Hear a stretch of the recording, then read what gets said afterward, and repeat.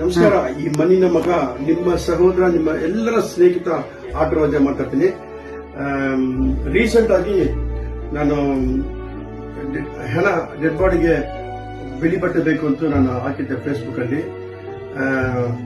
ಮೊದಲನೇ ವ್ಯಕ್ತಿ, ಮೊದಲನೇ ಟೀಮು ಬಂದು ಇಲ್ಲಿ ಮೀಡಿಯಾ ಅಂತವ್ರು, ನ್ಯೂಸ್ 26 ಅಂಡ್ ಸಮುದಾಯ ಟಿವಿ, ಆಮೇಲೆ ಕನ್ನಡ ಟುಡೇ ಕನ್ನಡ, ಈ 3 ಚಾನೆಲ್ ಅವರು ಬಂದು ನಮ್ಗೆ ಮೊದಲನೇ ಬಂದು ಫಸ್ಟ್ ಡೊನೇಷನ್ ಮಾಡಿರೋದು ಇವರೇ.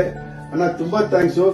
ಯಾರು ನಾರ್ಮಲ್ ಪೀಪಲ್ ಬಂದಿಲ್ಲ, ಮೀಡಿಯಾದವರು ಬರುವಾಗ ಅಂದ್ರೆ ನನಗೆ ತುಂಬಾ I am proud about that. ನಾನು ತುಂಬಾ ಹೆಮ್ಮೆ ಪಡ್ತೀನಿ ಮೀಡಿಯಾ ಅವ್ರು ಬಂದು ಸಪೋರ್ಟ್ ಮಾಡೋದ್ರಲ್ಲಿ. ನನಗೆ ನಿಜವಾಗ್ಲೂ ಗಾಡ್ ಬ್ಲೆಸ್ ಯುವರ್ ಚಾನೆಲ್ ಅನ್ನ, ನಿಮ್ಮ 3 ಚಾನೆಲ್ ಅನ್ನು ದೇವರ ಆಶೀರ್ವಾದ ಮಾಡೋರಿಗೆ, ನಮ್ಮ ತರ ಇರುವ ಅನಾಥರ ಜನರಿಗೆ ಸೇವೆ ಮಾಡೋರಿಗೆ ಬೆಂಬಲ ಕೊಡಬೇಕಂತ ನಾನು ಕೇಳ್ತೇನೆ. Thank you so much. ಇದು ಯಾವುದೇ ನಮ್ಮ ಮೀಡಿಯಾ ಮುಖಾಂತರ ಪ್ರಚಾರಕ್ಕಾಗಿ ಅಲ್ಲ, ಸೇವೆಗಾಗಿ ಮಾಡ್ತಾ ಇದೀವಿ. ಇದನ್ನ ನೋಡಿ ಇನ್ನೊಂದು 100 ಜನ ಮಾಡಬೇಕು. ಕರೆಕ್ಟ್. ಯಾಕಂದ್ರೆ ಪ್ರಚಾರ ನಮ್ಗೆ ಬೇಕಾಗಿಲ್ಲ, ರಾಜ್ಯಾದ್ಯಂತ ನಮ್ಗೆ ಪ್ರಚಾರ ಸಿಕ್ಕಿದೆ. ನಾವು ಮಾಡಿರೋ ಸೇವೆಗೆ ಪೌರ ಕಾರ್ಮಿಕರಿರ್ಬೋದು, ಎಲ್ಲ ತರ ನಾವು ಸೇವೆ ಮಾಡಿದೀವಿ. ಯಾಕಂದ್ರೆ ನಮ್ಗೆ ಪ್ರಚಾರ ಬೇಕಾಗಿಲ್ಲ, ಹೆಸರು ಬೇಕಾಗಿಲ್ಲ. ಇಂಥ ಮಹಾನ್ ಭಾವರಿಗೆ ಸೇವೆ ಮಾಡೋದು ನಮ್ಗೆ ಒಂದು ಕರ್ತವ್ಯ ದೇವರು ಕೊಟ್ಟಿದ್ದಾನೆ. ಎಲ್ಲರೂ ಇಂಥವ್ರಿಗೆ ಸಹಾಯ ಮಾಡಿ.